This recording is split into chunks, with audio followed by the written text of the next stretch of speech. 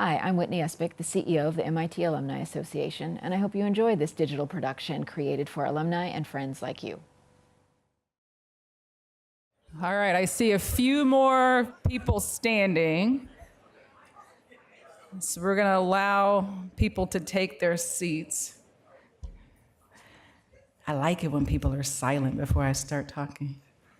Good evening, everyone. My name is Kristala Jones-Prather. I'm a professor of chemical engineering here at MIT, the Arthur D. Little Professor of Chemical Engineering. We have to say the names at MIT. But more importantly for this evening, I am a class of 1994 graduate of the Massachusetts Institute of Technology. And it is my great privilege and honor to kick off a weekend of events which is billed as the BAMIT Capstone. This is an opportunity for us to roll together a series of events that have taken place over the past year, recognizing the 50th anniversary of the founding of the Black Students Union. So without further delay, we're going to start the program, and it's my pleasure to present to you the 17th president of MIT, Rafael Reif.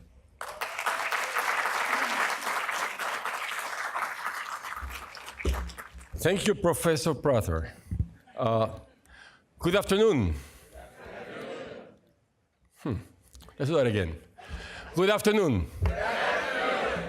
Delightful. Thank you so much. It's a pleasure to be here. Let me just start by saying to President Jackson that it's always an immense privilege to have you on campus. I'm just a little worried that we seem to be abusing you a great deal this weekend. I think it may mean that we're trying to make you relive the freshman year. Actually, the freshman year before Pass No Record or something like that.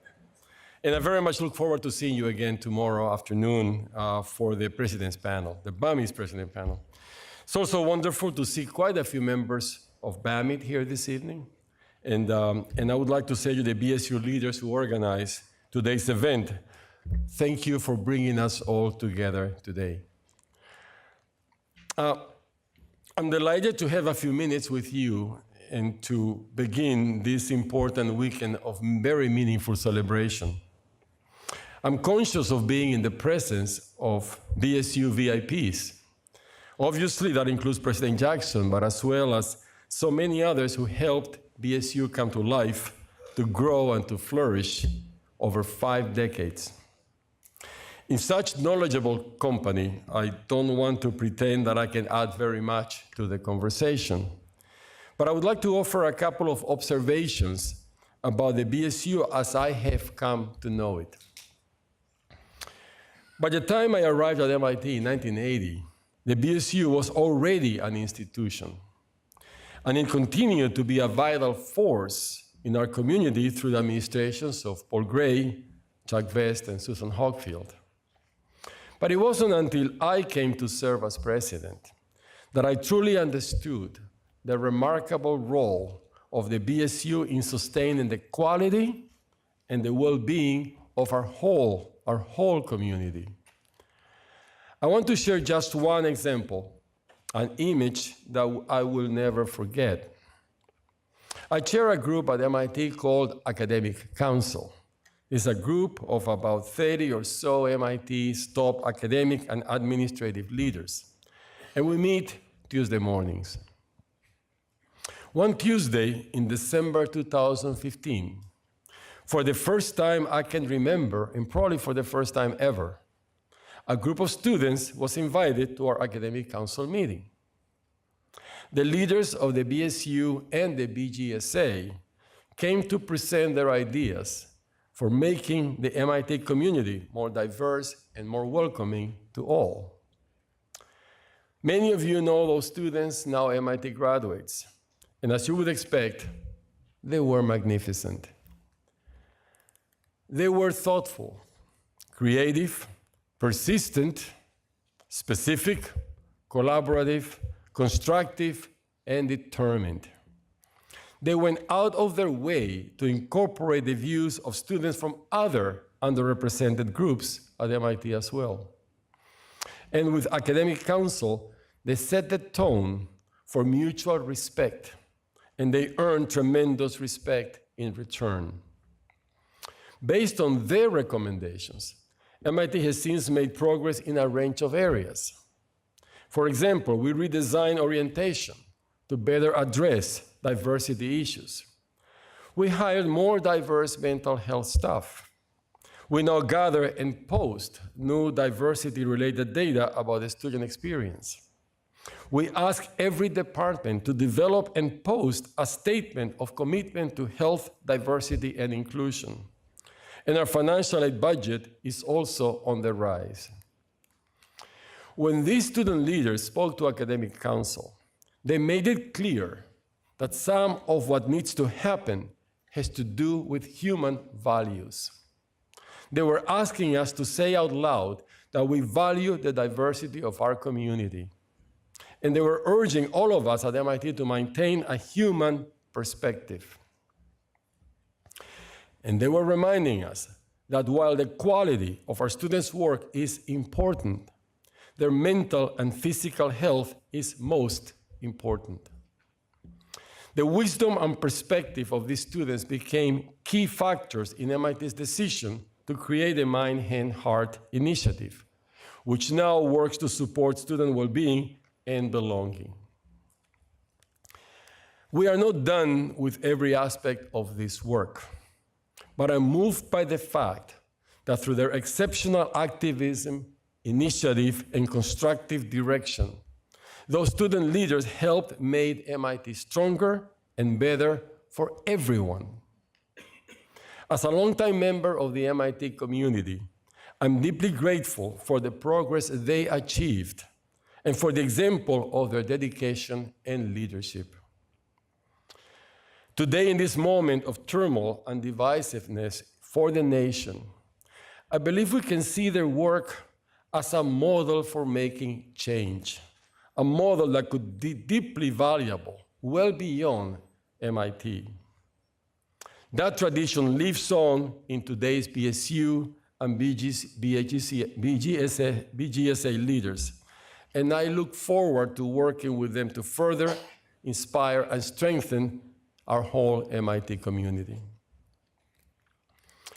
Now it's my great pleasure to turn the stage over to someone whose pioneering efforts to record the Black experience at MIT made it possible to capture this precious history so that it would not be lost. Professor Williams is here to talk about another ambitious piece of work, his long-standing effort to bring to life the stories of MIT's Black community online, the MIT Black History Project. He's joined by Nelly Rosario, MIT class of 1994, who serves as the project's assistant director of writing. Nelly's MIT degree is in environmental engineering, but she also earned an MFA in creative writing from Columbia, so she brings to this work the narrative skill of an accomplished novelist. Please welcome Professor Williams and Nelly Rosario.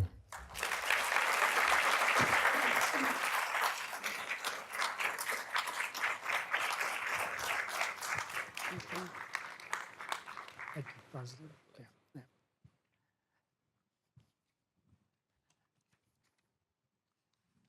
Okay.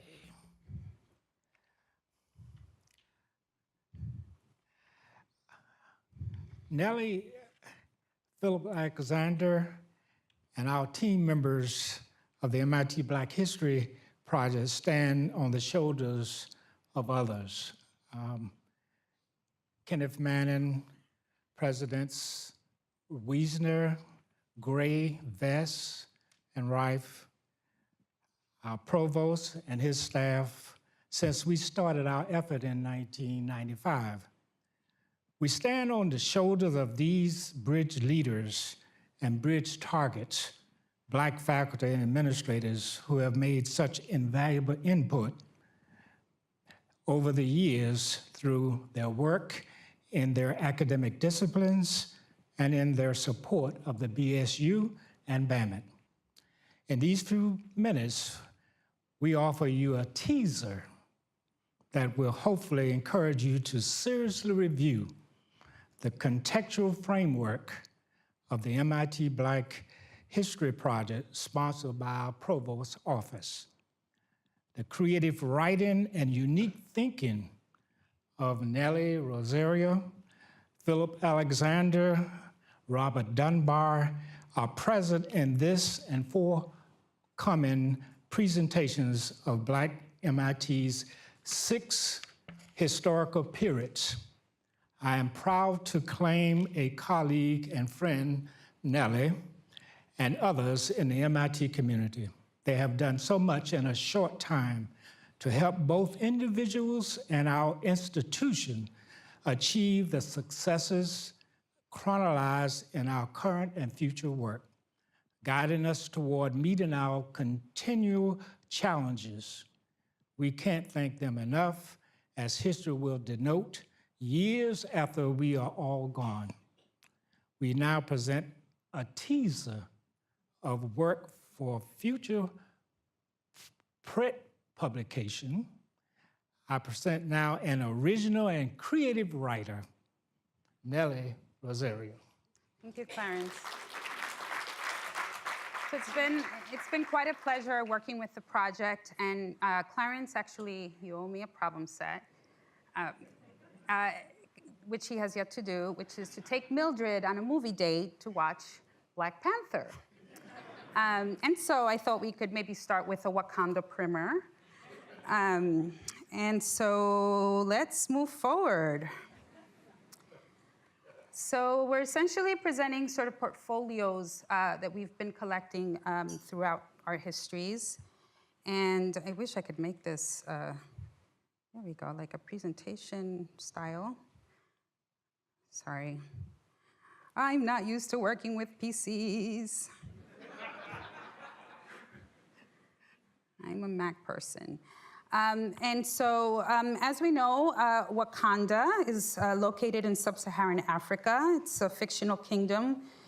First appears in Marvel Comics' Fantastic Four series in 1966 and is explored in more depth in the recent film Black Panther, based on the comic book series.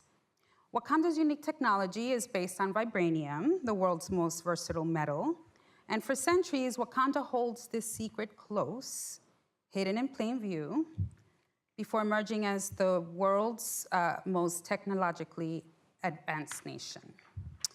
And as we know, Wakanda's king is T'Challa, AKA Black Panther, and he comes into conflict with his compatriot, who is Eric Killmonger. And so what does this have to do with us? Well, it turns out that Killmonger holds a PhD in engineering and an MBA from MIT, where he also teaches. Both these fictional characters are created during the 1970s and are the first Black superhero and the first Black MIT alum, respectively, to appear in mainstream American comics.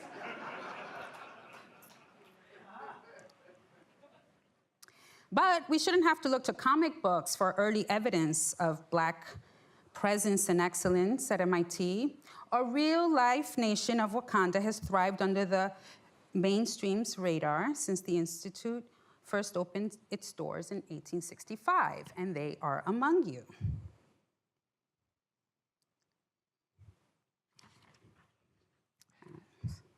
I joined MIT in the early 1970s during the era of the Black Panther Party. By 1995, when I founded the MIT Black History Project, many were starting to believe that we were entering a post-racial era. And here we are in 2018.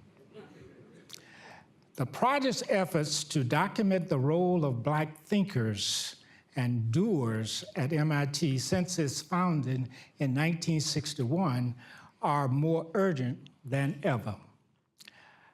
These multiple roles have evolved over time, even exceeded those realized in many historical prestigious, predominantly white institutions of higher learning. In order to shed light on this rich, significant legacy, the project's 3 main goals are: 1, curate materials about the Black experience at MIT, publish our findings for research and educational purpose, inspire prospective leaders at MIT and beyond. And so Fueled by a belief in the power of community, the MIT Black History Project has fostered ongoing relationships with key identities at MIT, building a network centered around the Institute's Black experience. This includes curating materials for the MLK Visiting Scholars Program, BAMIT, and other members of the MIT community. I am particularly excited about the ongoing MIT and slavery course set in motion by our president with Dean Melissa Nobles and her school, developed and taught by Professor Craig Stephen Wilder in collaboration with MIT archivist Nova Murphy. This undergraduate research course explores the influence of slavery and race on MIT's finding and early development. In today's culturally and environmentally volatile climate, it is especially critical that all MIT students to learn about the connections between slavery and the rise of science and engineering. We greatly look forward to hearing more from the students who have taken this course.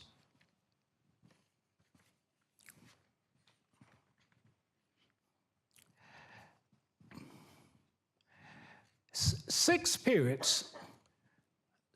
key periods are identified in the evolution of the Black experience at MIT. 1861 to 1820. Prior to World War I, only a few students of color are able to take advantage of educational opportunity. The majority of the Black population on campus worked as custodian or service staff.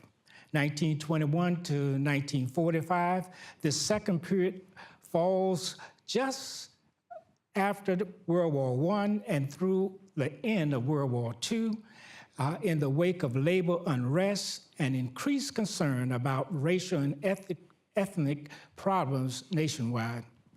We see an increase in the number of Black students during the 1920s, perhaps due to the Harlem Renaissance, then a decrease during the Great Depression. Recruitment of Black research staff, including women, increases for service at the radiation laboratory and other wartime emergency units. 1946 to 1954, the period of economic boom just after World War II to the mid-1950s, reveals small increases in Black students and research and teaching staff. One important factor is the nascent civil rights movement, including fair educational and employment practices legislation in Massachusetts, as well as the 1954 Brown versus Board of Education U.S. Supreme Court decision that ended legal segregation in public schools. Then there's 1955 to 1968. The mid-1950s to late 1960s unfold within a context of growing social consciousness, civil rights activism, and legislative agendas that prompt a rise in the number of Black students, but slow progress on Black faculty. The assassination of Dr. Martin Luther King Jr. in 1968 sparked student demands for new initiatives towards making MIT a more equitable community. 1969 to 1994, the fifth period coincides with new legal mandates like affirmative action and the formalization of minority recruitment, retention, and enhancement programs. 1995 to the present, our sixth and current period sees a trend toward opportunity conceived as based on need regardless of race, gender, or other community-specific criteria. Early on, this shift parallels a general perception of a post-racial cultural climate in the United States, particularly after the nation's first Black president is elected to office. However, and particularly post 9/11, racial discourse intensifies along with issues around police brutality, sexual gender identity, immigration, economic policies, and national security. So this is a very rich, ongoing history, and it's by no means complete, and with many open lines of inquiry. So today we will present just a few highlights representative of the first four eras. And tomorrow morning, we'll have the wonderful opportunity to hear about some of the earliest history from students in the MIT and Slavery course.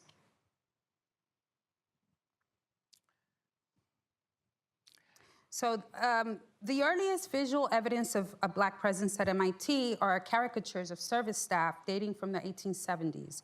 We've compiled over 50 student illustrations found in publications like Technique Yearbook and Voodoo Magazine.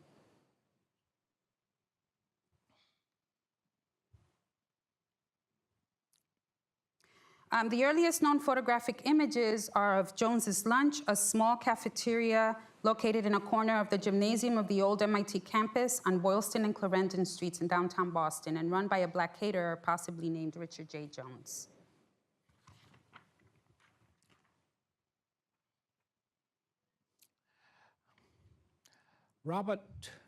Robertson Taylor, MIT's first Black graduate, is Robertson Taylor, class of 1892. Booker T. Washington, who looked to model Tuskegee's curriculum after MIT, recruited Taylor as an instructor. Considered to be the first accredited African-American architect, Taylor established an architectural curriculum at Tuskegee and designed most of its campus buildings prior to 1932. Taylor is the great-grandfather of Valerie Jarrett, former senior advisor to President Barack Obama. So we have the Dixon brothers, and then the next case of siblings at MIT are the Turner siblings. I remember being a freshman at MIT and just wondering who was the very first Black woman student at MIT. What was she like? What was her life like? What did she look like? And then 25 years later, I find her in the Boston University Gottlieb archives right across the Charles River, hidden from MIT in plain sight.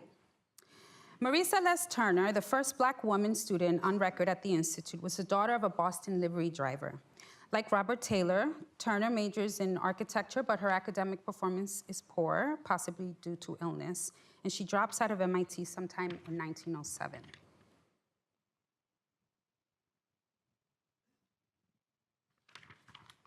So Marie, this is Henry Charles Turner.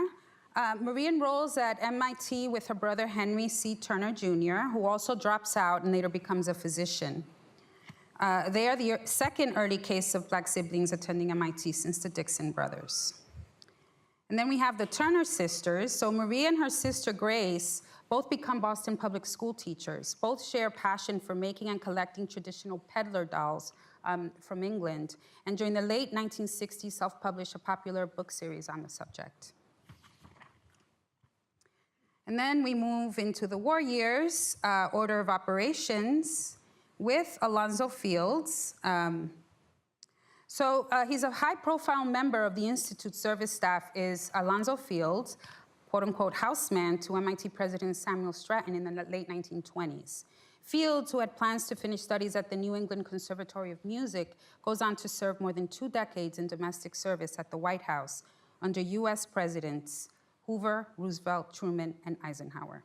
Fields' dramatic life inspired a 1961 memoir, 2 plays, and in the 2013 film, The Butler, Forrest Whitaker stars as Cecil Gaines, the fictional character based on Eugene Allen, who Fields hired as his successor. Moving on, William Jacob Knox Jr., chemist William Jacob Knox Jr., the son of a Massachusetts postal worker, is said to be the grandnephew of Harriet Jacobs, author of Incidents in the Life of a Slave Girl.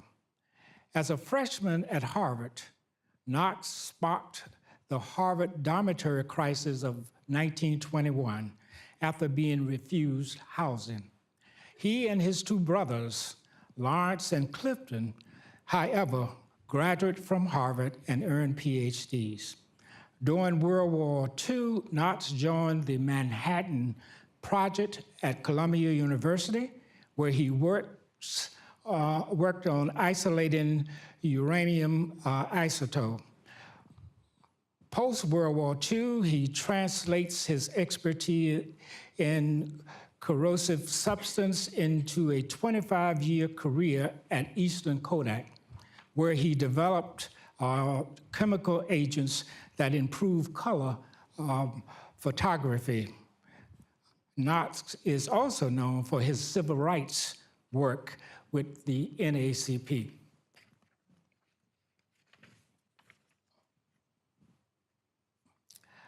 Edward Hope was the son of a longtime Morehouse president, John Hope.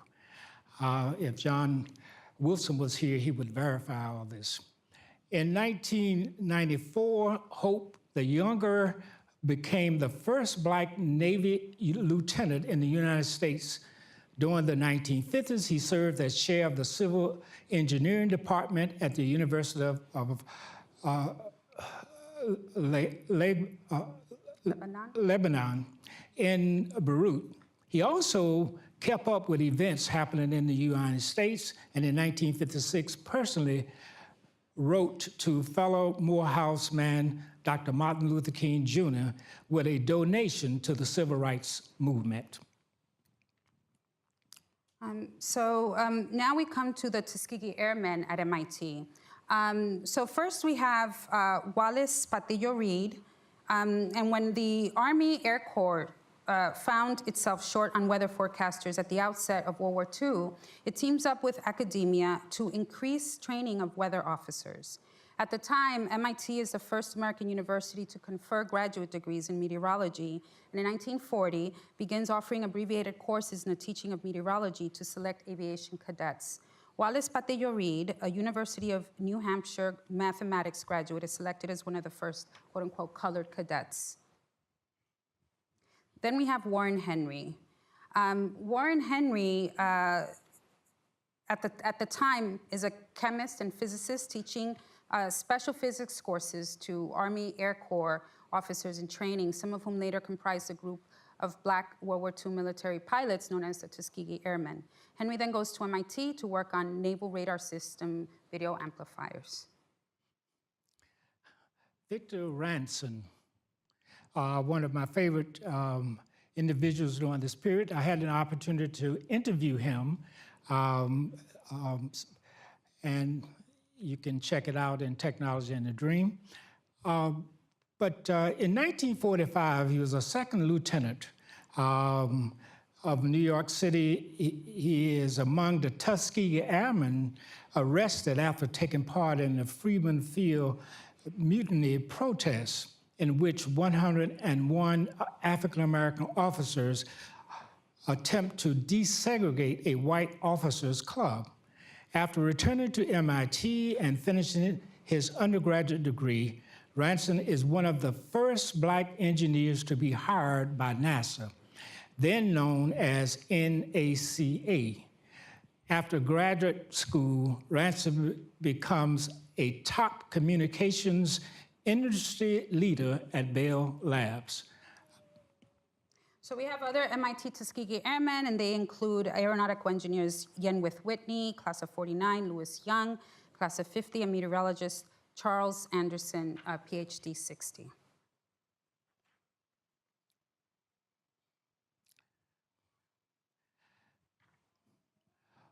Paul Gray, 54, SM 55, SCD 60, and Gloria Green. As you can see, they were both together in the freshman yearbook. Gloria Green, class of 54, is the second Black woman on record to attend MIT, half a decade after Marie Turner enrolled. Green appears in the class of 1954 freshman yearbook along with future MIT president Paul E. Gray, 54. I happened to interview Gloria before she passed away in Washington, D.C., and she felt her experience here was really very positive, and lived in a residence hall for women on Back Bay, because there was not a resident place for women on campus. The other person, Professor Joseph Applegate. Again, we could talk a lot about him, but he's the first appointed Black faculty member at MIT, considered an expert in the Berber language of southwestern Morocco. Applegate joined MIT Research Laboratory of Electronics faculty in 1956 to work on machine translation and mathematical studies of grammar. Other linguists at the RLE then include Noah Chomsky, Applegate's fellow classmate at the University of Pennsylvania, where Chomsky, yes. They both were at the University of Pennsylvania together, and both earned their PhDs in 1955. Applegate teaches courses in German and English for foreign students, and in 1959 became director of MIT's new language laboratory.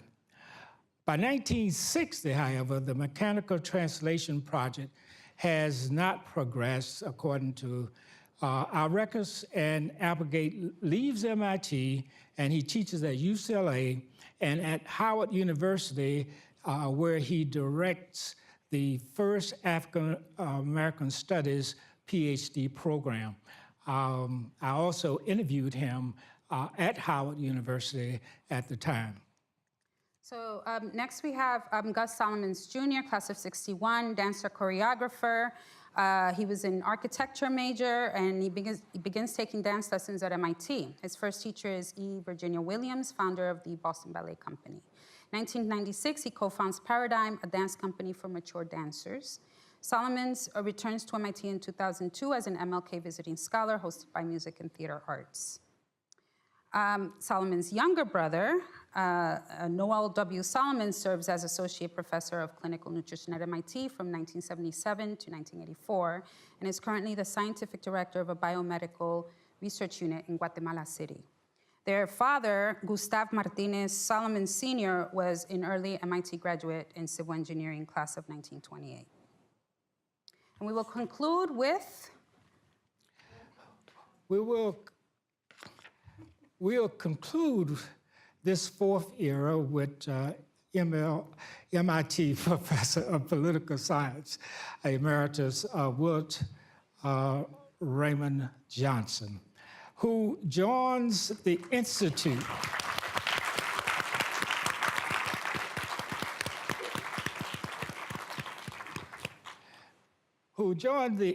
in 1954.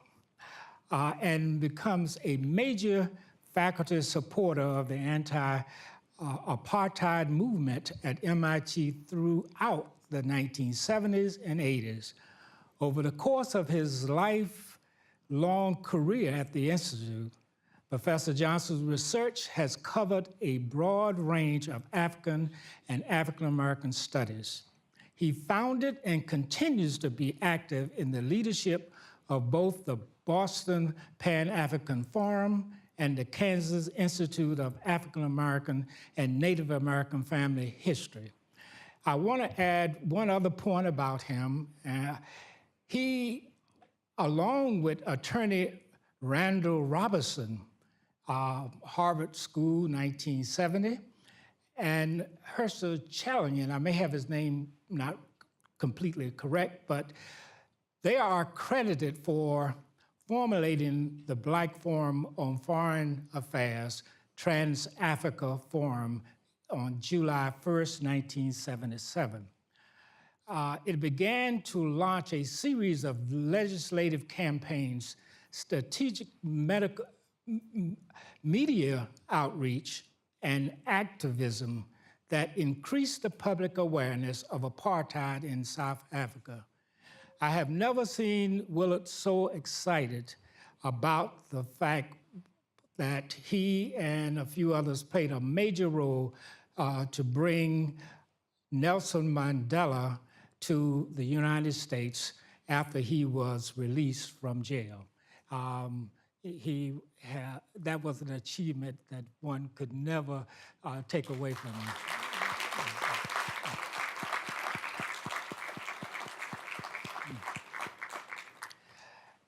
Join us at tomorrow's gala, which we will present BSU history highlights of the next 2 eras. For more MIT Black History stories, please visit our website. We also invite you to exercise the power of community and contribute your own piece of MIT Black history to our archives. Thank you very much. Thank you. You good? Are you good? I think I'm supposed to introduce. We now would like to bring our distinguished colleague who has been so important to not only others, but even to me. I would not be here had it not been for the president of RPI, because as a student, she and Linda Sharp were on the committee that selected me to be the first African-American assistant dean of the graduate school. And so I am privileged to introduce my friend and a most significant role, as you indicated you wanted me to say, that what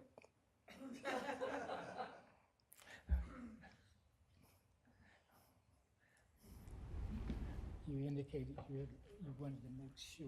Yes. Yes. Well, we weren't sure that the audience was aware of that Dr. Jackson was the recipient of the National Medal of Science presented to her by President Obama. And she has more honors than we could put in the program. And that one, I have to say, I'm remiss that I didn't get that one in the program, so we wanted you to know that, so we wanted to say it out loud. Thank you. Thank you.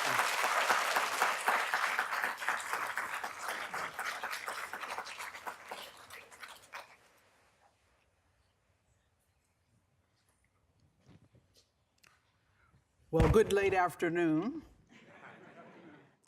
And thank you all for that introduction. I'm delighted to be here to join you for the Black Alumni of MIT, or BAMIT Capstone Weekend, and especially for this celebration of 50 years of the Black Students Union at MIT. Now, I've been asked to speak this evening about the founding of the Black Students Union, or the BSU, and then about a few of the large questions all of us face in opening up opportunities today to those who are underrepresented in STEM, science, technology, engineering, and mathematics, and beyond that, in building a better world. I was also asked to weave that with a little bit of my history. So let me give you a little personal context. Now, those of you who were here at MIT in the 1960s surely will agree with me when I say that we were educated in turbulent times. As we know, however, upheaval can be another name for opportunity. And I did benefit from the turbulence of my time in 2 significant ways. First, before I got here, was the desegregation of the Washington, D.C. public schools in 1955 after the 1954 Brown versus Board of Education Supreme Court decision. I grew up in Washington, D.C., so this meant that I could attend a school right in my own neighborhood with more competition and with children with backgrounds different from mine who introduced me to new perspectives. The second event occurred 2 years later when the Soviet Union launched the Sputnik 1, the first artificial satellite, which caused a kind of national panic that the United States might be losing the Cold War. and spurring a new emphasis in mathematics and science in the public schools. And this offered me and many of my peers an opportunity to excel.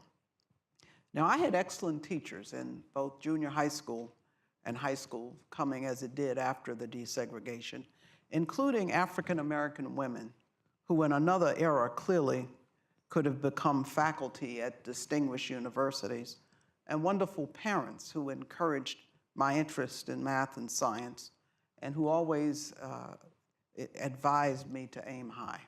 In fact, my father would say, aim for the stars to reach the treetops, and at any rate, you'll get off the ground.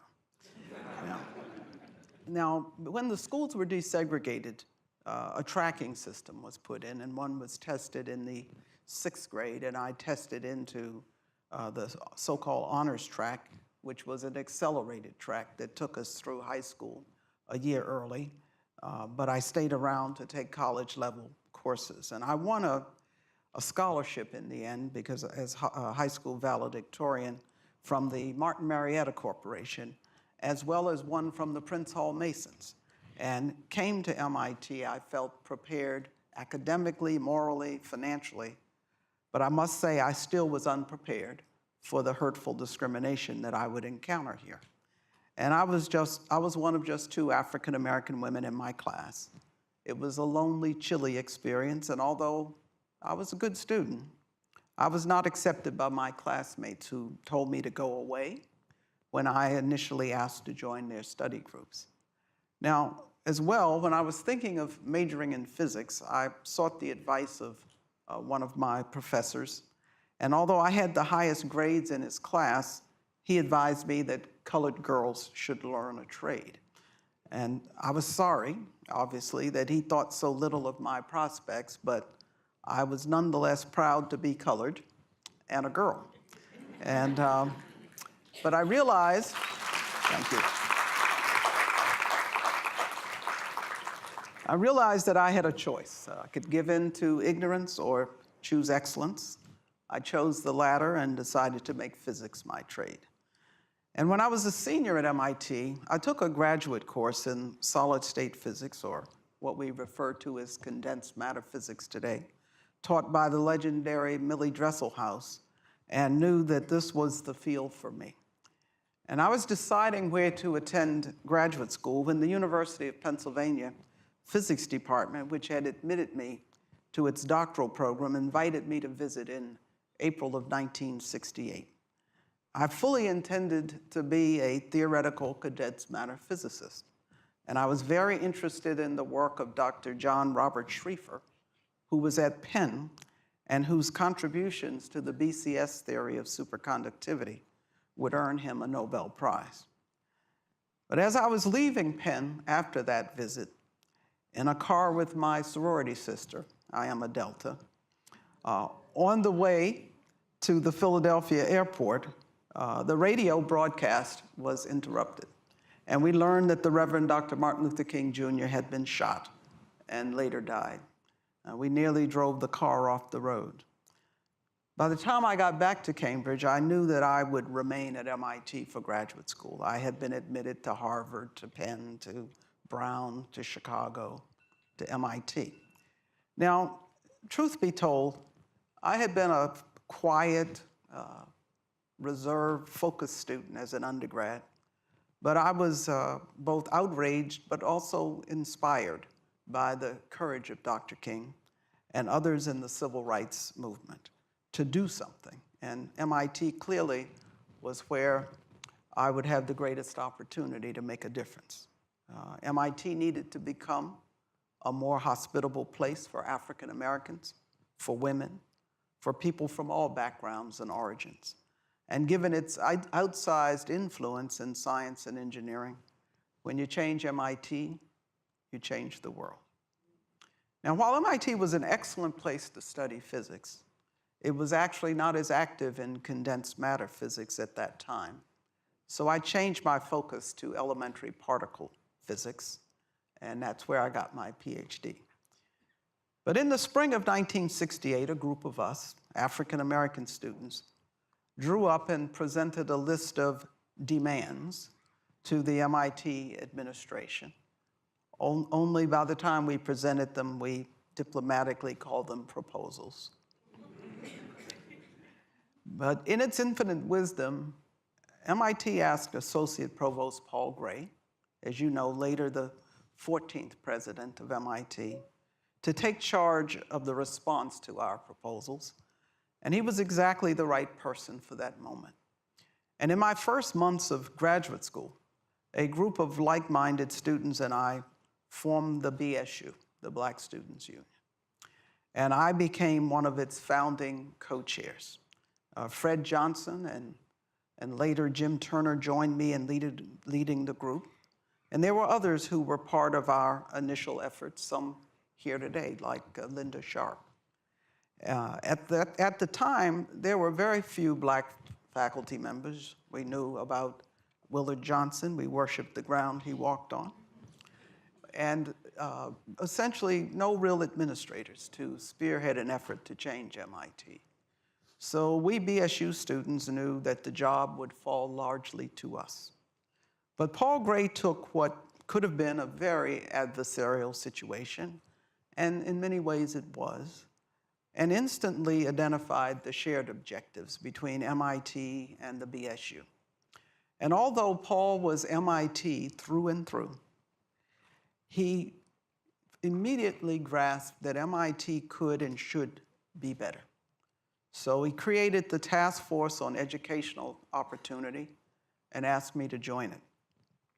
Now, the Task Force on Educational Opportunity spurred a breathtaking change at MIT and its culture, developing new strategies for recruitment, admissions, financial aid, and a transition program for entering students. MIT soon hired an assistant director of admissions who was African American.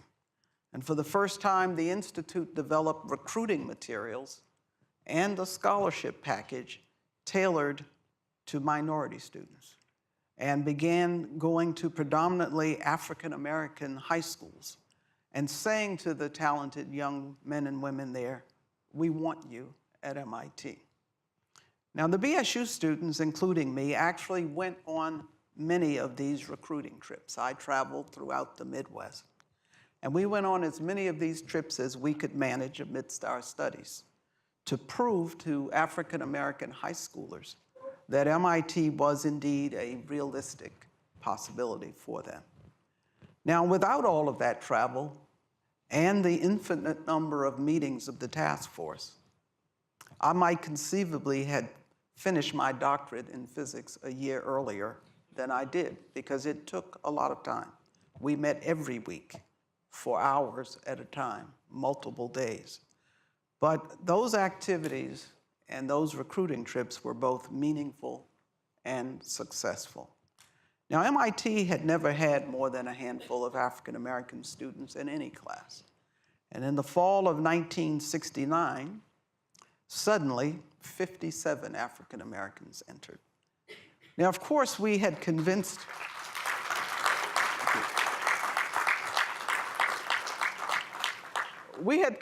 the task force that merely bringing underrepresented minority students to MIT, African Americans, was not enough.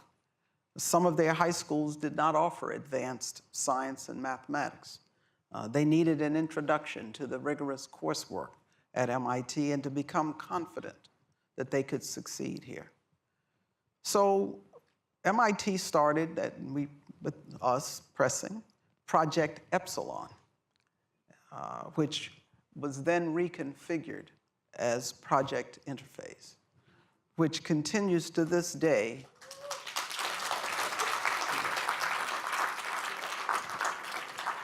as Interface Edge. Now, you could say, well, where did the name Project Epsilon come from? Well, you know, I'm sure being at MIT, you know about epsilons and deltas, right? And so epsilon was a small quantity, and that initial group was a small quantity, but it was the launch. And then when the 57 students came in, it had been reconfigured as Project Interface, and you know it continues as Interface Edge, as I said. And it was a summer program for incoming freshmen who needed it, with classes in physics and pre-calculus, among other subjects. And it provided a wonderful introduction to the MIT culture. And I actually taught physics in Project Interphase. And although I was still a graduate student, I was asked to run the physics program in its second year. And one of my first students, by the way, was Dr. Sylvester James Gates, Jr., who, that's right,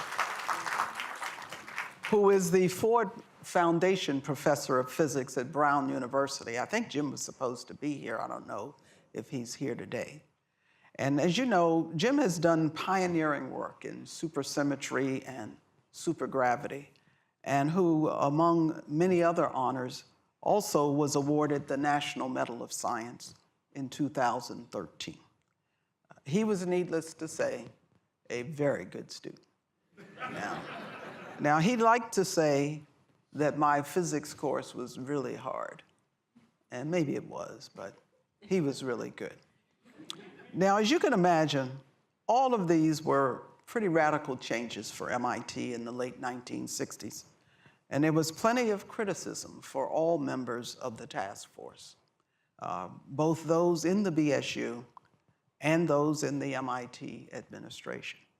And indeed, some of my peers called me a collaborationist for working so closely with the white administration. In fact, I was accused of being a CIA agent at one point. But the important point is this, that the students I helped to bring to MIT thrived and proved not just to MIT, but to the nation, that brilliance in science and engineering is the province of no single background or origin or ethnicity. And I'm proud to have contributed to that sea change here as a young woman, while also excelling in theoretical elementary particle physics. And the leadership experience I gained in the BSU and in the Task Force on Educational Opportunity, an experience of working calmly across racial and generational divides to get things done, and of taking a complicated problem and breaking it down into a series of achievable steps, has stood me in good stead in every role that I've had since then. And as I have progressed in my career, I have faced challenges and questions about my abilities, my motivations, my leadership. And I think that taking off from my MIT experience, I always have been impatient to change a situation for the better. And because of that, I've been a change agent in my key roles, including during my tenure as chairman of the U.S. Nuclear Regulatory Commission. And that had a lot to do with why Rensselaer hired me as president.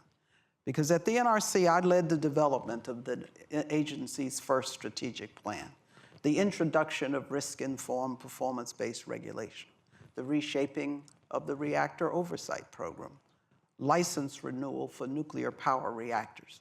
And I also spearheaded the formation of an international regulators group, the International Nuclear Regulators Association, and was its first chairman for 2 years. And so many times, what I have achieved has been the subject of praise. Sometimes, what I have done has garnered vitriolic, even hate-filled responses. But I've learned that how one responds is critical, that one must, in the words of Winston Churchill, keep calm and carry on. Because one has to decide what hill one is willing to die on.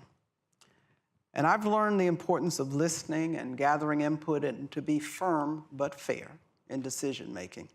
And I also have used strategic planning as a way to get buy-in, to affect change, and to institutionalize change. Because it's easy to be the hero of the moment. The question is what persists once one moves on. Now, because of the challenges that I've overcome and helped others to overcome, I have learned, and for those who are students here, that it is important to uplift oneself and others as the basis for personal happiness and for social and global stability as one works to ensure more security in our world. And today, as a life member of the MIT Corporation, as president of Rensselaer Polytechnic Institute, which is the oldest technological university,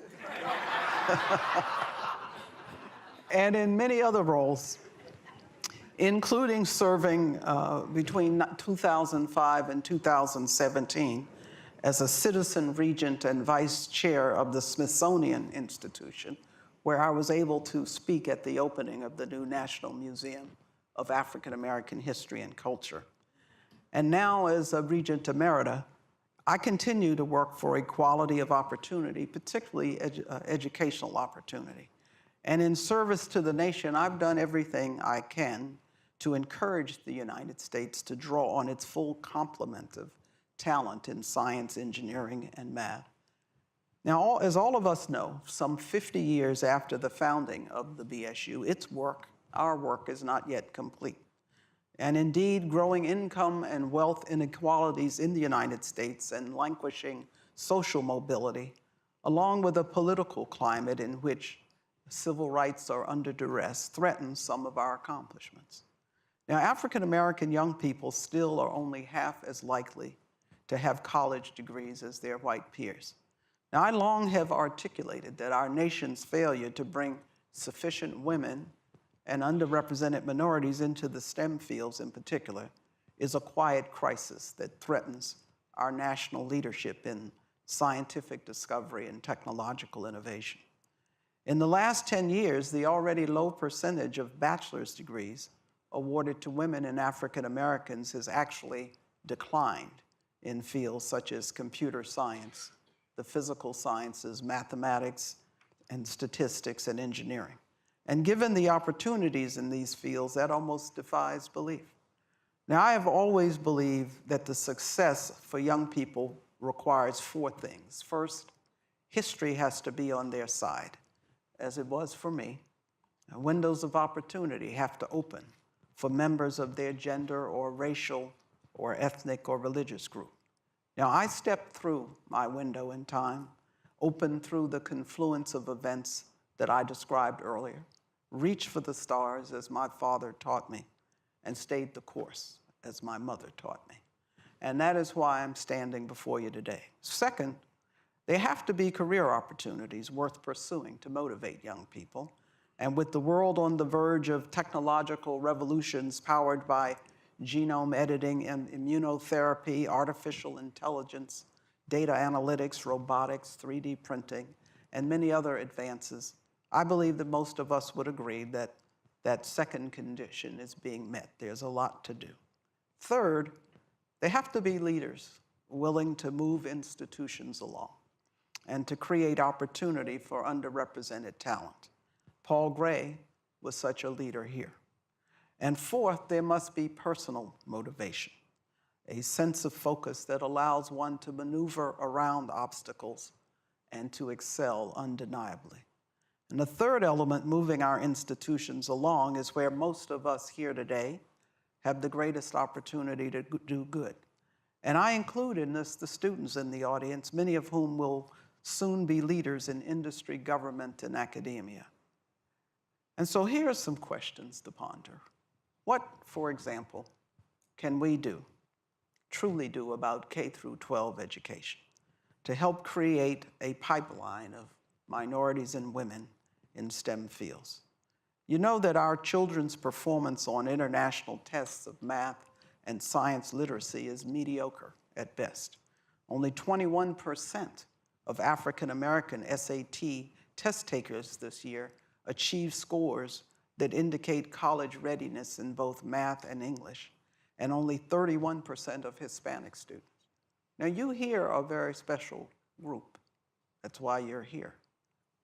But you have to look at the larger picture.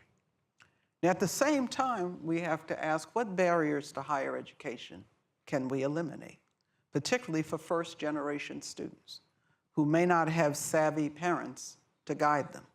For example, those states that now give free mandatory SAT and ACT tests in public high schools are finding that they are revealing low-income students with high abilities who might never otherwise have applied to college. Now, regarding the fourth element, encouraging focus and personal motivation, we know that elementary school teachers, for example, often underestimate girls' abilities in math, undermining their confidence even when they are interested in math.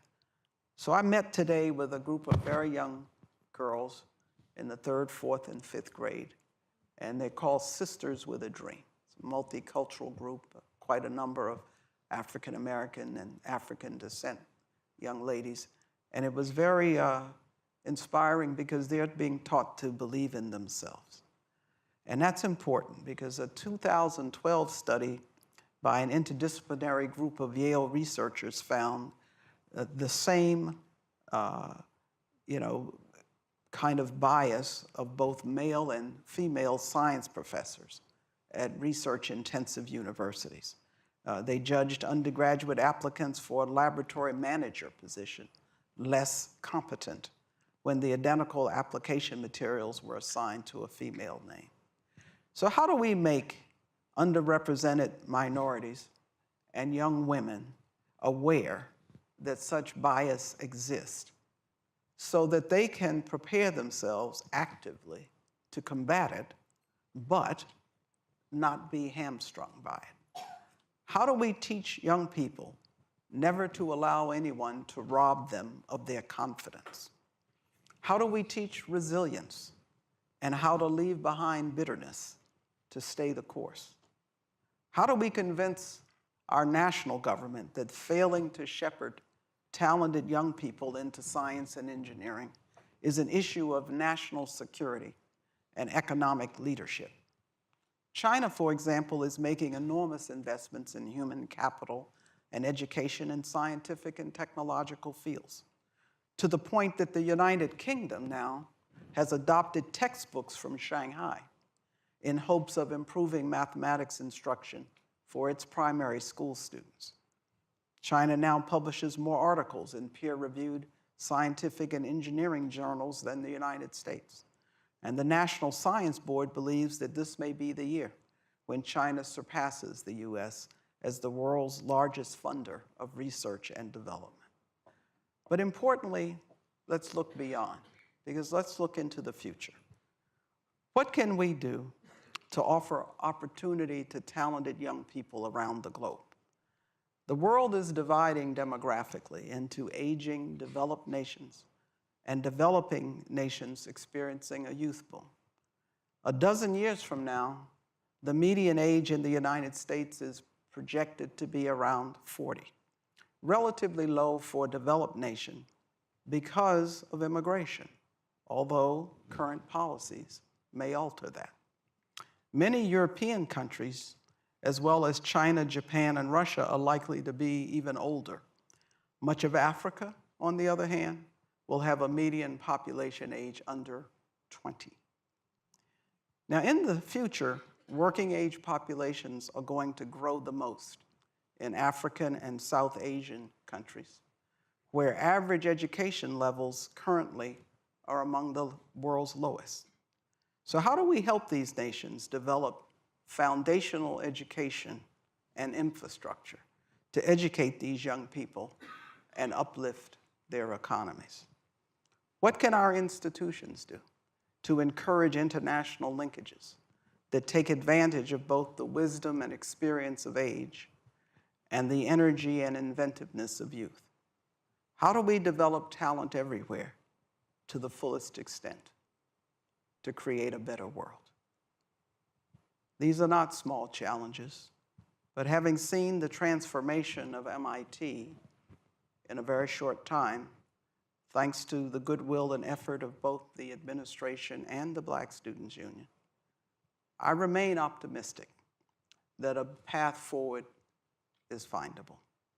And fortunately today, we have a multi-generational, multidisciplinary, multi-sectoral panel who will help us to think through the issues surrounding equality of opportunity and education here at MIT, throughout the nation, and around the globe. And so thank you for listening, and I look forward to the conversation to come. Thank you.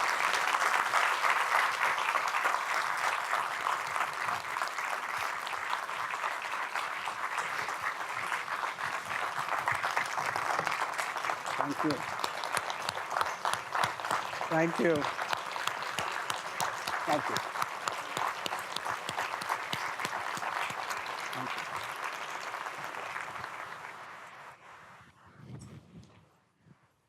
So we're going to have our fireside chat. I'm going to move from here to here. They're going to turn my microphone on so you can still hear me, right? You can hear me. Thank you to Really great. Dr. Williams. Can you guys hear me now? All right, so thank you to Dr. Williams and to my classmate, Nelly. She's just Nelly to me. For that historical perspective, and to Dr. Jackson as well. And so our panel consists of Dr. Williams and Dr. Jackson, but there are some other people who have joined us that you haven't heard from. So what I'm going to do is to very briefly introduce each of them and ask them to offer some perspective, some thoughts based on the conversation. I guess it hasn't been a conversation, based on what we've been discussing so far.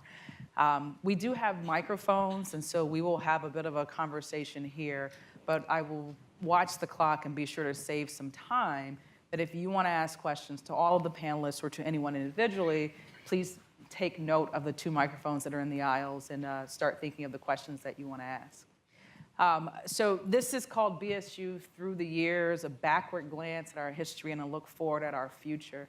And I love Dr. Jackson's comment that if you change MIT, you change the world. And what we have here amongst our panelists are people who can offer perspectives not just specific to MIT, but to give more of a global view of how the very challenging issues that were raised at the end. I was taking notes and I thought, I don't have an answer to any of these. But they are really important questions to ask and really important points to ponder, to think about how do we make those changes here at home, here in 02139, as I heard someone refer to it yesterday, but also that to have global impact. So I want to start with Ms. Ursula Burns. Ms. Burns is currently the executive chairman of VEON Limited. She's been in that role for about 1.5 years, and prior to that was a senior advisor to NAO. She was the chairman of the board of Xerox from 2010 to 2017 and chief executive officer from 2009 to 2016. She is a life member of the MIT Corporation. She was our commencement speaker in 2011, and she's an engineer. So she knows of what we speak when we talk about the challenges within engineering and science and STEM fields more broadly. And she's a member of the National Academy of Engineering, so she's a real engineer. So I will pass it over to. As opposed to interlopers who are physicists. So Ms. Burns, if you want to give us your perspectives. Before I give my perspective, I want to just give my praise to Dr. Jackson. You know, it's interesting. I remember you from when I was younger. I mean, I'm older now. Right? So, I'm not talking about her age. I'm talking about my age. I'm older now. I remember hearing about you, and I didn't know as much about your background as I should have. And I think the run-through that you gave us today just builds on my admiration and praise for what you've done. You're phenomenal, so thank you. Really amazing. So, you know, I've been thinking a lot. I spend quite a bit of time in STEM, particularly STEM education for underrepresented minorities and women and girls. And it's been years and years of looking and studying and experimenting. And I think where I am now is that we have to have what I call local revolutions, right? Because the normal process, I think we're finding out today that it's really easy to dismantle historic progress, right? All you need is one really bad leader, and you can actually take away a lot of progress. So I've gotten a little bit more radical. And when I say a revolution, I don't mean a violent one. Mm-hmm. I mean a very aggressive push forward against the status quo. And I think it has to happen locally, particularly in education. So we've outsourced our education to states and local governments throughout our history in this country, particularly for Black children. We've actually sent them to places that we had a hope and a prayer that they would be educated. And some of them, me, Dr. Jackson, a lot of us probably in this room, have been educated well. Most of the children in our communities are not educated well. Actually, they are systematically undereducated. They are systematically placed in harm's way by a set of rules, funding mechanisms, examples, you name it, that actually remove their chances of success. And the only way I think that we can actually, there are many ways to change this, but I think what we have to do to change it is that we have to take control of the local educational infrastructures. And that's one of the reasons why I've switched my thinking around charter schools pretty dramatically. I used to be totally against charter schools. And now I'm saying we've outsourced this education to the government, and they have failed. So this idea of local revolutions in education, where we experiment with our own children on better ways to educate them, where we remove them from the hands of people who I think will destroy their future, and we take more and better control of that. So I spend quite a bit of time in trying to think about new ways to fund, to bring a highlight and a spotlight on, and to enable different ways to educate, particularly women, so girls and underrepresented minorities, and particularly Black children. And that's one of the things that I think we can do. You asked a question about K through 12 education, and I think the fundamental structures that we have today have proven systematically that they're failing. And so we have to do something about it. We have to do something about it. We can't say, go to the states and say, well, change this and do this new curriculum. I think we have to kind of be actively engaged. College students can help, parents can help. Black people have to help and get engaged. So. Thank you. I thought. I'd next like to introduce Professor Erica James. Erica is an associate professor of medical anthropology and urban studies at MIT. Her work focuses on global health and security, violence and trauma, human rights and humanitarianism, democratization and post-conflict transition processes, race, gender and culture, and religion and healing. And I will also say that Eric and I did new faculty orientation on the very same day, 14 years ago. Erica.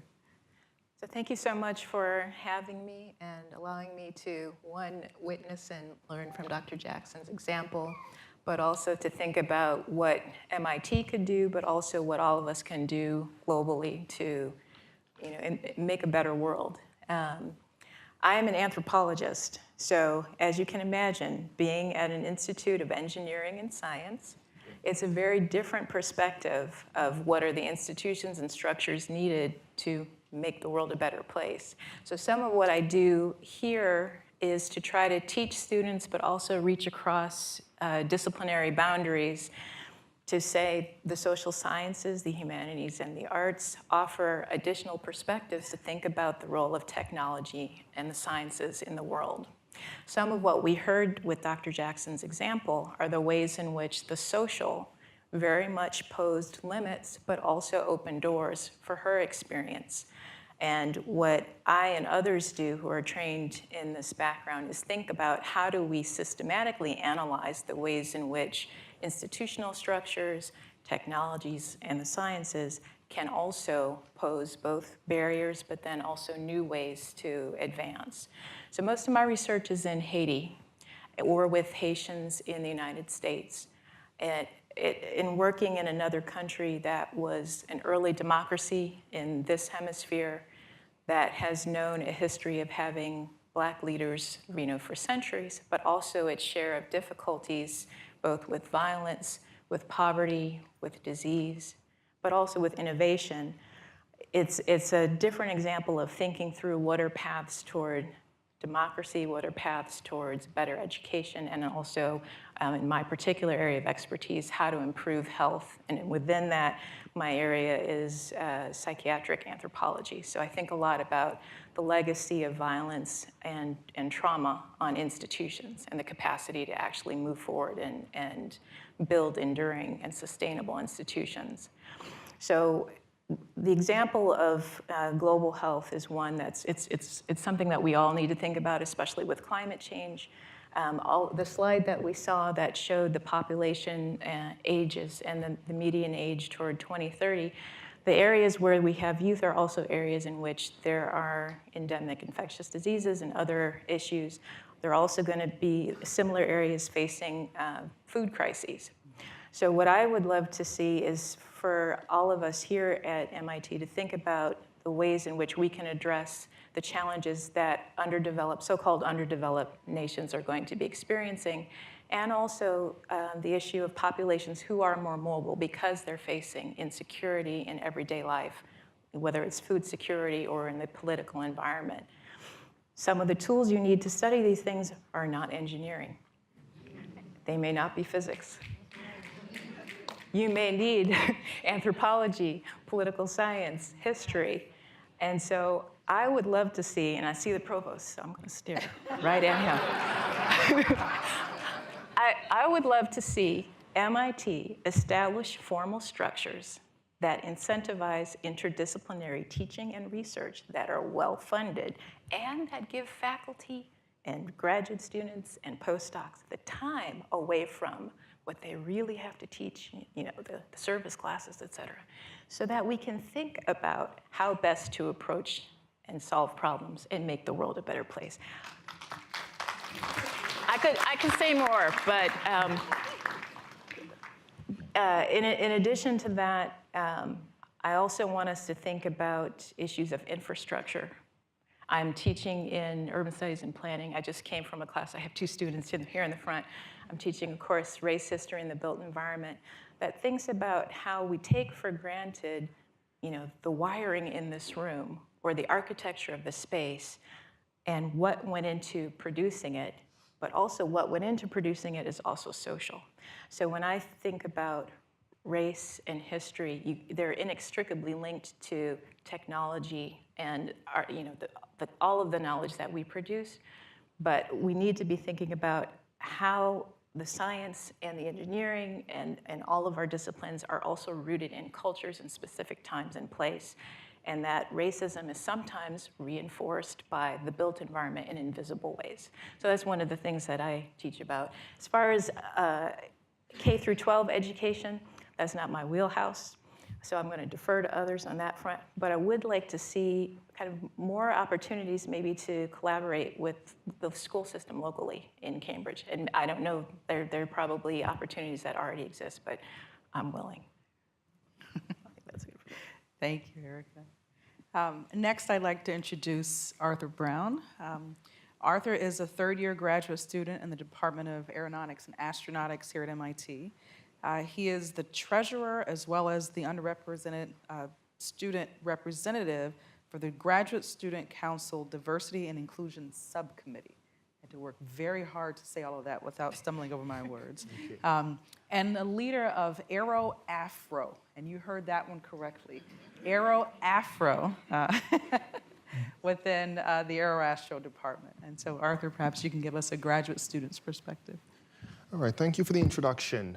I would say that there's a couple of things that I wanted to discuss briefly. So first of all, I am a graduate student at MIT, but I'm also not a US citizen. I was born in Canada and have lived in that country for the past 23 years before I came here. And so those can be 2 competing aspects of my identity. Since I arrived here, I've been struggling and dealing with some issues in terms of being able to find a community of folks. And to that regard, I want to give a major shout out to the Black Graduate Student Organization and their co-presidents, Stuart Isaacs and Corbin Swain, as well as the rest of the BGSA Executive Board for all the great work that they have done in terms of working to build community, working to have events. There are not a lot of Black graduate students at MIT currently, and that's unfortunate, and that's a situation that we're going to have to work to improve. But it's a very tight-knit community. We all know each other. We're constantly doing events. In fact, I see a whole bunch of y'all in the audience. Thank you for showing up. And all right, and I look forward to this discussion, and I'll pass it off. All right, thank you. And last, but certainly not least, is Kelvin Green II. I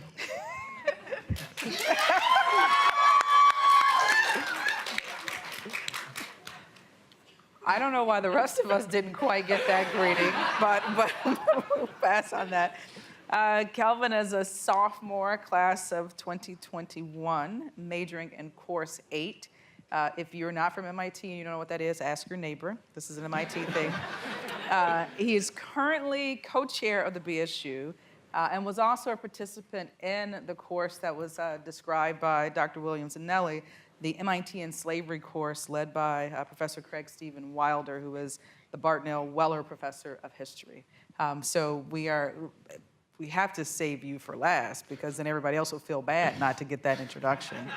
So Kelvin, if you could give us an undergraduate perspective on what you've heard today. Thank you. I'd also like to, I'm grateful to God to be here and grateful to also the BSU exec that's also here from last year and this year. My co-chair is Naomi Dedeje, who's also been very influential and helpful in like the work that it takes to run the BSU. So I think, as you said, I'm a sophomore, but something that I've learned in just this year and a few months of being at MIT is that there's nothing new under the sun. My first experience, sorry. Okay, sorry, Miss Holden, who's right there, was a teacher at Exeter. I was just about to mention Exeter at my high school, and I did not know that she would be here, so that's awesome. Yeah. But yeah, 10th grade I think was my first introduction into seeing how the dynamics between being at a predominantly white institution, having a predominantly white administration, and being an underrepresented minority, and feeling that you may not be valued or that there's more that you need to succeed, and there being tension between trying to advocate for that while being a full-time student, and having an administration that is saying that they hear you and you see them trying to hear you, but their actions may not reflect that. And so I think being at MIT, what is interesting is that Dr. Jackson mentioned that in her time, they realized there needed to be more support. Students gathered together, they submitted demands called proposals, and administration responded to that. And I think that we see that there's just a cycle of that. President Reif mentioned the 2015 BSU recommendations that came from a similar thing. Students realizing there needed to be more coming together, writing a document and submitting it. And I think that we as undergraduates, what we feel is that we are trying to make MIT a better community, a better place for ourselves and for everyone. But that tension between, like, we're also full-time students, that can be really hard to advocate on both fronts and do well in both spheres. But I would hope that something that we are learning to grow toward is that we can't remain complacent, and we can't, I think we've gotten a little bit too comfortable, because if we definitely look in the past 50 years, we are not experiencing as Black students now what Black students were experiencing 50 years ago. And there's a lot of praise that goes to the institutions and the people who have built that, Dr. Jackson namely. But there are also still issues that we have to work on. And I think that we can't get comfortable and say, okay, because things are better, it's not worth continuing to fight. But we have to remain tenacious in pursuit of our goals. And so I think that this is a perfect setting to understand, you know, the backward glance at our history, but our history directly impacts our present, directly informs it. And so the better we can understand where we've come from, the more we can see that there's a long way to go, and that we as undergraduates in 2018 have to continue pushing just as hard as people were 50 years ago. Thank you.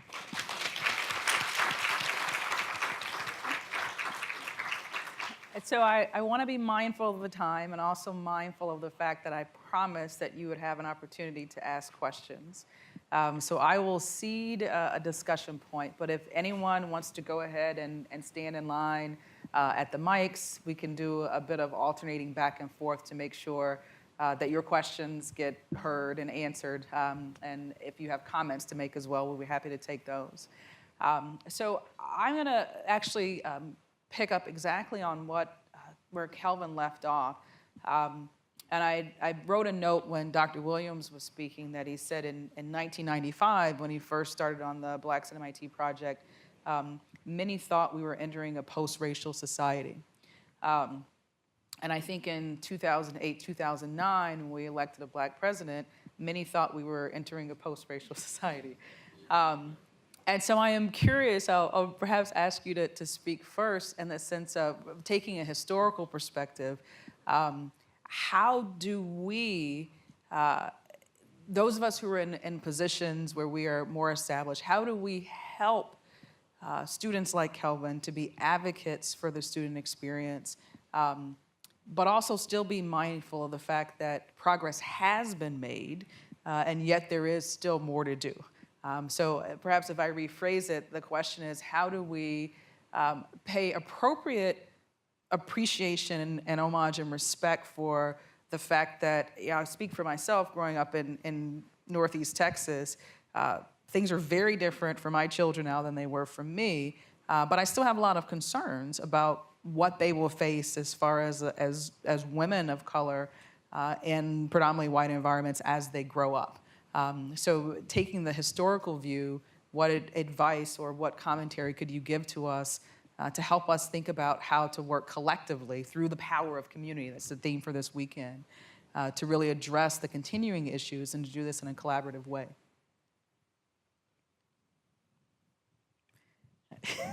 Yeah, I'm giving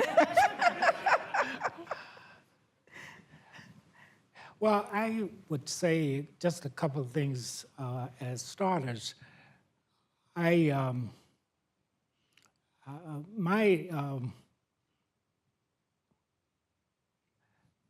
43 years here at MIT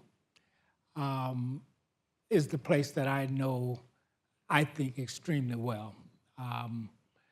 And one of the couple of things that I find very interesting and good about the institution, and that is, I've always felt that,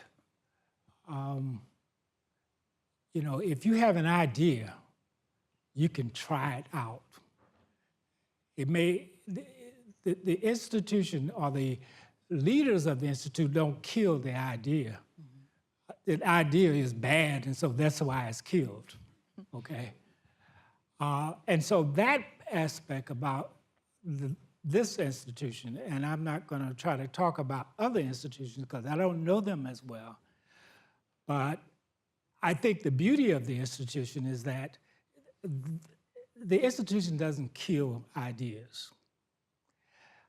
What I have a real problem with is that, and I think that the way we're going to have to work at it is that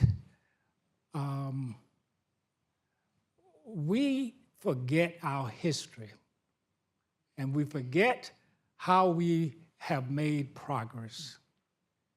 And the new generation comes in and they don't know their history. And so therefore, it's like we're starting anew. But all you have to do is look at our history. And every time we've made any progress, it has been because the students raise questions and the institution responds in general. That's been my experience here. And the biggest problem is the lack of being able to increase the number of Black faculty at this institution. And I don't have the answer, but I have a couple of things I know we're gonna have to try. But if you look at the institution since 1970, we have brought in, let's just say, the Black students, at least 50 Black students since Shirley and the BSU started to rally. And we actually have these students to go through the programs here. And so I was working with the senior officers about how we could increase the number. And so in 1983, I said, well, let me look at the structure of the institution. We have about 800, a little between 800 and 1,000 faculty members at this institution. And I did a study, and close to 40% of them had at least one degree from MIT. So I look at my group of students of, say, 50 Black students who started coming to the institution since 1970. Based on 69. 69, okay, right. Since since 1969. And all of those students have to take a course. They have to take 2 courses in physics. They have to take 1 course in chemistry. They have to take 1 course in biology. And they have to take 2 courses in mathematics. I don't care what you major in.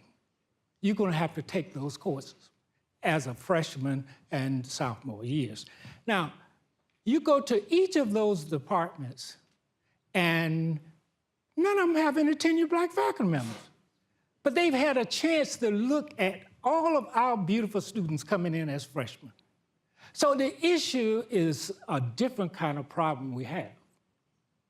And I'm saying that the thing that I think is most important is that I have a son who finished in chemistry at this institution. And I asked him, after he had gone to get his doctorate at Yale, he had gone to law school at the University of North Carolina, Chapel Hill, and got his law degree. He came back to Mass General. He got his residency, and he's one of, say, 4,000 folks who have a law degree and a medical degree. I asked him, I said, did you have any relationship with anybody in the chemistry department where you got your degree? He says, no. He didn't know he didn't know any faculty member. So my point is that we can do better in this arena, and I think that we have got to look at trying to increase our number of faculty members of color in this institution.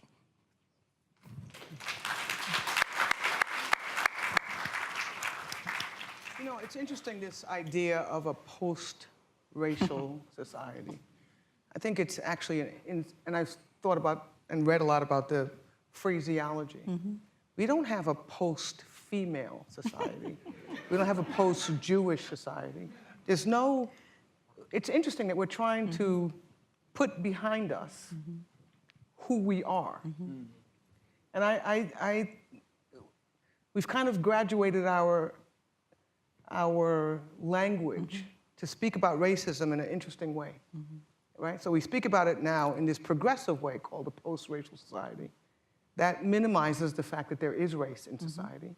It minimizes the fact that the history shows that that indicator, so color of your skin, is a massive barrier or opener to certain types of progress. So I actually throw away the idea that we have to progress it to a post-racial society. I kind of like, as Dr. Jackson said, you kind of like the fact that you're a woman and that you're Black. These are not 2 things that you would actually think about changing.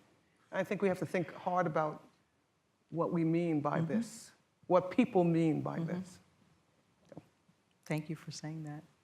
I'm looking to see if anyone else wants to make a comment. Well, let me pick up on something that Clarence talked about.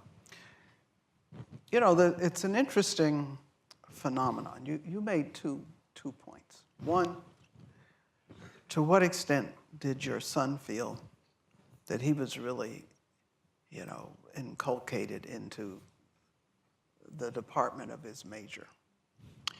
And then you linked it to the question of faculty, African-American faculty. And so I think it is important, and this is what one can garner from history, to think about what does it take to institutionalize change? And I think that when we were starting out with the BSU, we knew it was important to get students into here, to have them have adequate financial aid, to have people in key places that could help them transition. And that's where we focused. But if you think about the heartbeat of a university, and I'm a university president, it rests with the faculty. And so if you don't think about what it takes to institutionalize change, you can miss that point. And so I think that is the challenge, particularly in a science and engineering-based institution where the number of folks are a thimbleful who have the kinds of backgrounds. But then one can raise the question of if one ends up with a Jim Gates, a National Medal of Science winner, chaired, endowed professor, first at the University of Maryland and now at Brown. You know, where are we? How do we have more Dr. Prathers? What makes your department unique where your department chair also is an African-American woman? And so these are things that I think there need to be more discussions on, and discussions at the highest levels of the university. I'm going to go to the audience. I see we have one of our alums at the microphone. Hi, my name is Ngozi Eze. I'm an alumna of the class of 2005 in course 5, and I have a PhD in materials science and engineering from Georgia Tech. And I work at the Koch Institute for Integrative Cancer Research at MIT for Angela Belcher, and I work in problems in materials science and engineering and biological engineering. I write grant proposals for funding. I've brought in over $1.3 million for Professor Belcher, and I also help with patent applications. And I agree with Dr. Williams about the need for more Black faculty at MIT and across the United States. In fact, I just came back from the Koch Institute retreat. It's an annual retreat we have each year. There's a costume dance party at night, and during the day, there are talks, science and engineering talks, mostly about cancer research. And I found myself asking question after question the first day, and I realized subconsciously I was trying to accommodate for the fact that I was the only Black PhD in attendance out of 344 people, which was a near record of attendance. And there were 2 other Black people. One was half Asian, not to knock him, but he's half Asian, so his experience is going to be a little bit different. And 2 of them were research technicians, meaning that they were at the bachelor's degree level. There is a professor that you mentioned, the head of the chemical engineering department, who should have been in attendance, but I think she was in Singapore at her other lab that she maintains. I know that, I guess my question is, or I guess I have a potential solution to the problem of the pipeline not seeming to be there. And Georgia Tech happens to graduate, I think, the most Black PhDs in the country. And they do this because they have a program called Focus. And it's this 3-day weekend where they fly out promising undergrads from all over the country to go meet professors and departments that they're interested in applying for. I don't know if it's just for admitted students or prospective students, but it's a way for Black students on campus to really recruit these students and get them to apply and attend Georgia Tech. And I think that MIT needs a program like this. It was actually kind of felt like a slap in the face to realize that I was one of 3 Black people out of 344 in attendance.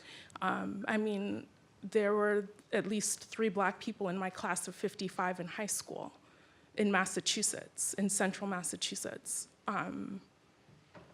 So I've never been in a situation where there is just like, I did the math quickly, I think it ends up being 0.25%,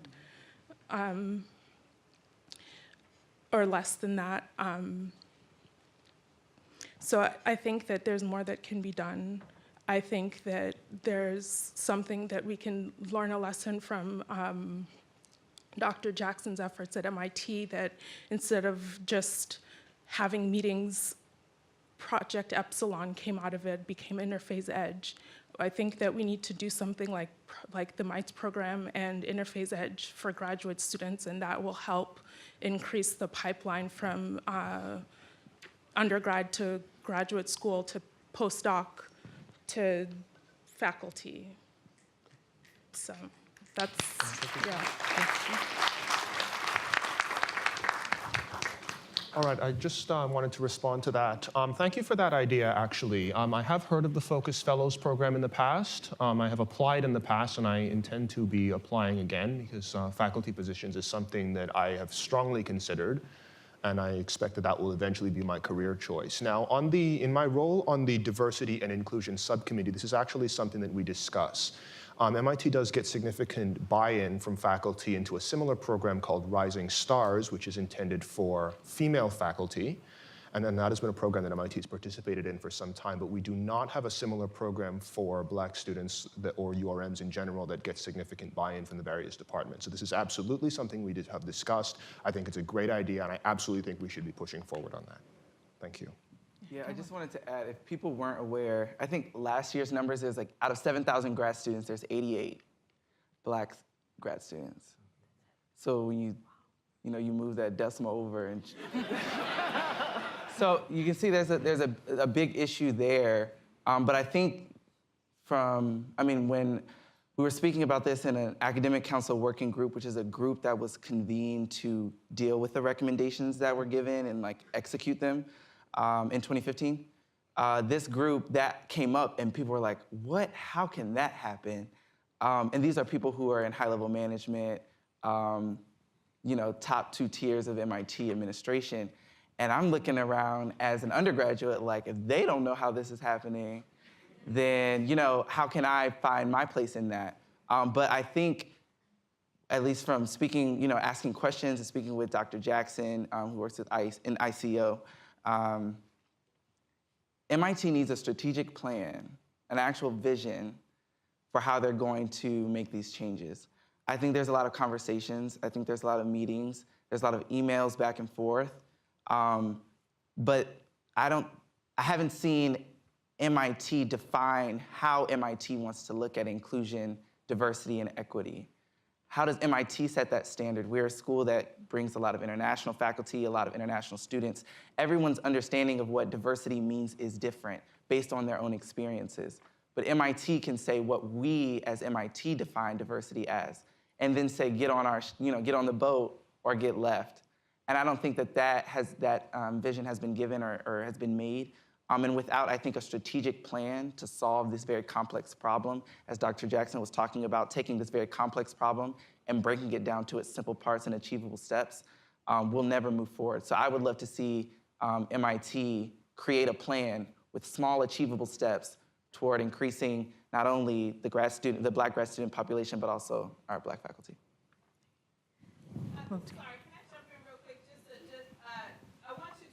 That there actually are programs offered through the Office of Graduate Education, one being the MIT Summer Research Program, which maybe other folks can talk about, and there is a graduate preview weekend called Converge. So there are opportunities that are happening at the Institute to bring greater diversity in graduate education. Perhaps we have not done a very good job of making sure you all know about it, and there's definitely more efforts and work that can happen around creating the diversity we want to see, but I don't want it to be assumed that there is nothing in place at the Institute that is engaging undergraduate students in graduate education opportunities at MIT. Oh, maybe I'll make, since Ebony interrupted now.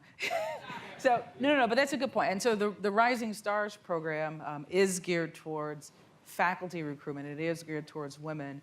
But it is not an institute-wide program. It is a program that is managed by individual departments.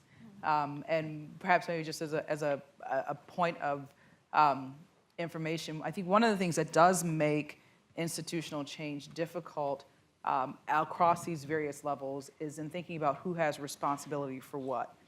MIT as an institution admits undergraduates. Departments admit graduate students. Departments recruit faculty. So I don't disagree with anything that's been said in terms of the need to have a more systemic and systematic and integrated method. But it is a multi-layered, use all those MIT words, multi-layered, multi-dimensional, right? There's a lot of different layers. And to Dr. Williams' point, this is a faculty-run institution. And trying to have institutionalized change, students come and go, right? institutional change requires there to be large-scale change amongst the views and the activities and the priorities of faculty. We're going to take Carol, and then I was told to stay on time. So I think Carol's question will likely be our last question. There is a reception that immediately follows this, and the panelists can stay behind, but I was told to stay on time. And there's a bright red clock back there that tells me what time it is. So, right. Carol. Let me move this down. So, hi, my name is Carol Henry. I am course 10, class of 91. As to the point that Dr. Williams mentioned, if we don't know our history, we are doomed to repeat it. And so, to me, this time that we are living in is a repeat of post-Civil War, Reconstruction, Jim Crow. And what people, how do we, and with that backlash that, that we felt from the post-racial, the majority culture's reaction to what might be a post-racial world, how do we limit the impact of the backlash? How do we limit the length of the backlash in this institution to be able to weather it and take it even further to the next place where we're at an even better place of enlightenment for this organization, for this institution? And I'd love to get your thoughts on that. Vote.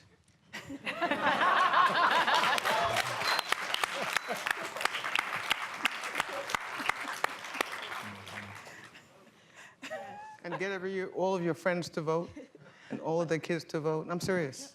I completely agree. I completely agree. But there's also the impact that you have with the lawsuit that's happening down the street, right? And how we limit that impact to what could be detrimental to the ability for this room to be even more filled with more talented individuals. I mean, we are where we are today. I mean, we're not going to be able to change yesterday, right? And I think one of the things that we learned, at least that I learned in the last election, was that, not just the election, but the rhetoric around the election and then following the election, is that the progress that we thought we made was not made. And we actually did become fairly complacent. So turnout for voting, even by us, the people who should be voting, often, right? And we actually walked away from it. And so we're going to have to deal with the fact, this is underrepresented minorities, blacks included, of course, and women, that we had abdicated our responsibility to other people. And now we have to go through this, I call it it's like a tight pipe. We're going to have to come through the other end and do what, unfortunately, rebuild things that had been built and torn down. So I'm not discouraged by it. I don't think we should be. I think we have to get back to work.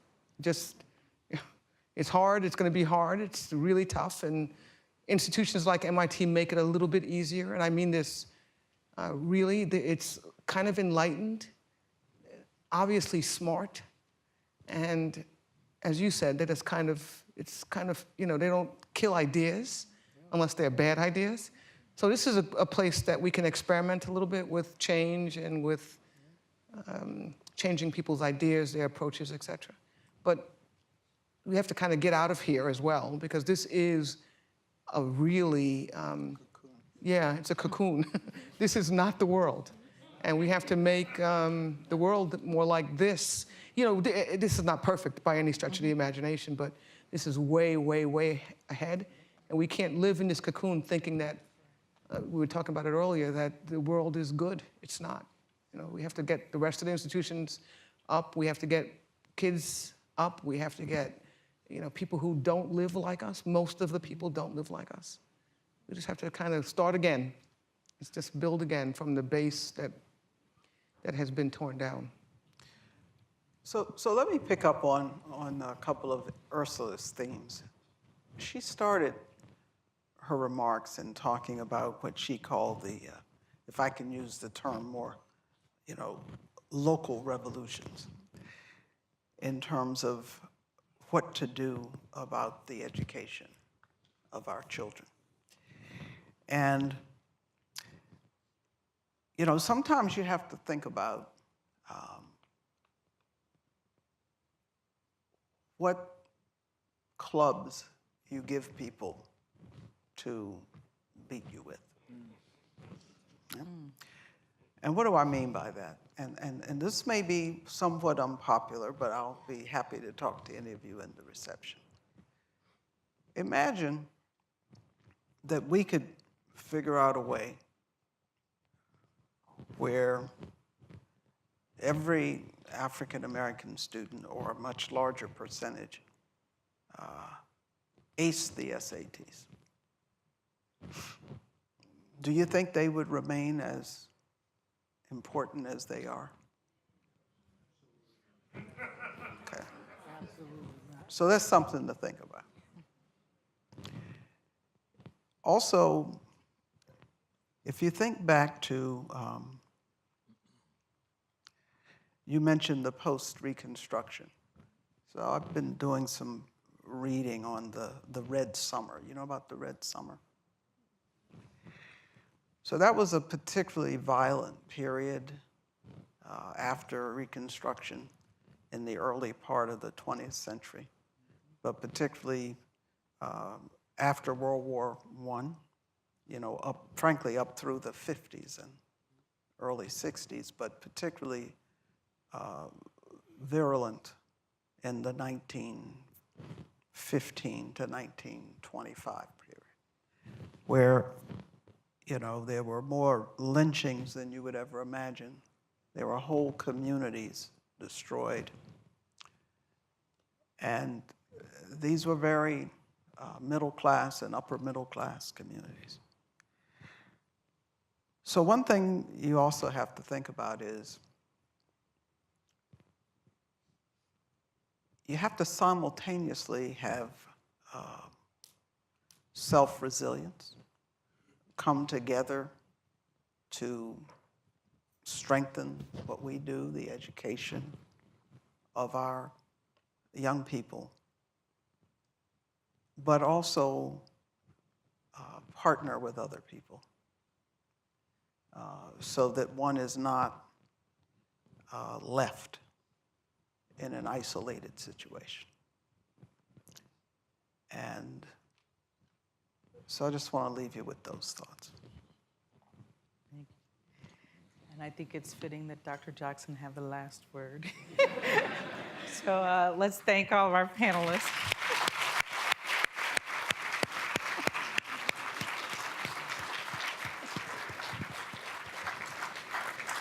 So I have several thank yous and acknowledgements to make as we wrap up. I do want to sincerely thank the panelists for being here, and especially to thank Dr. Jackson for giving us a lot to think about.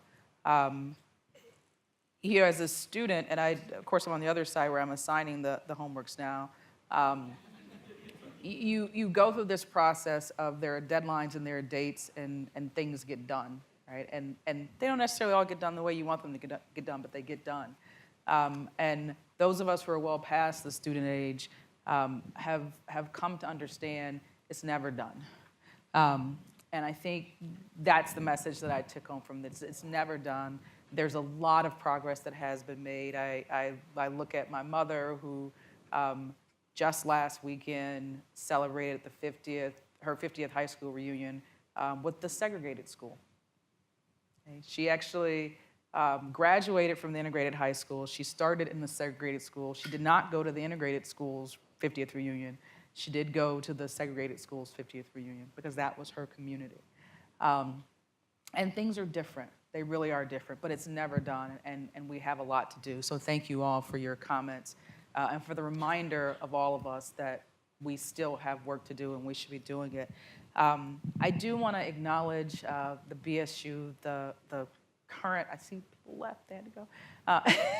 Both last year's BSU Executive Board, who put on a wonderful set of programs to celebrate the 50th anniversary, and this year's BSU Executive Board. So can I have all current members of the BSU please stand and be acknowledged by your alumni family? Members.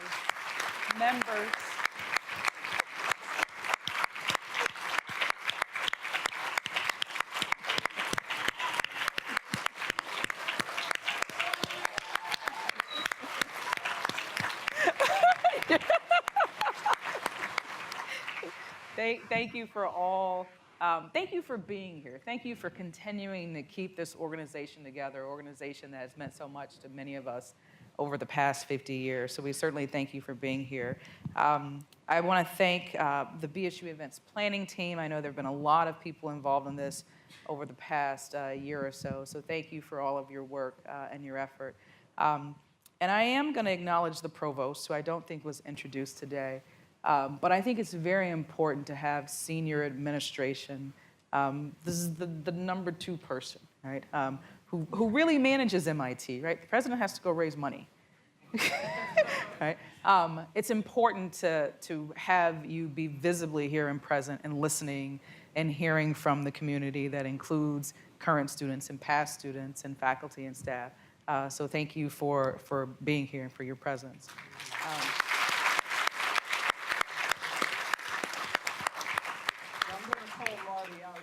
Uh-oh. Because, speaking to the microphone, Marty, he's an RPI alum.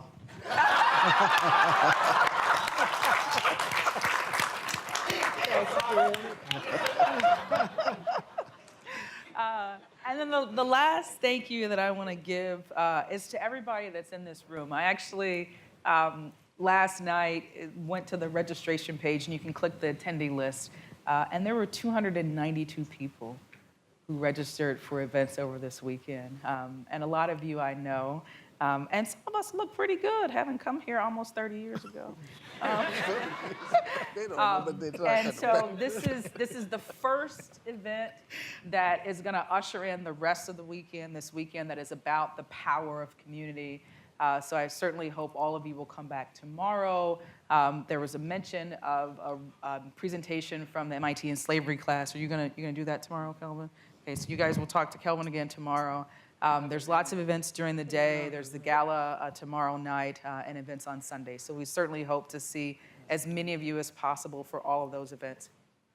Oh, the President's Panel, thank you very much. The President's Panel is tomorrow as well, where you will hear from Dr. Jackson again. President Reif will be on that panel, as well as President Bacow, who used to be president at Tufts and now is president at Harvard. So Harvard, MIT, RPI, there'll be a lot of digs. And John Wilson, who was president emeritus of Morehouse, will be moderating that panel. So there's lots of exciting things going on. Hopefully you enjoyed this evening, and I am happy to dismiss you all to the reception. Thank you so much.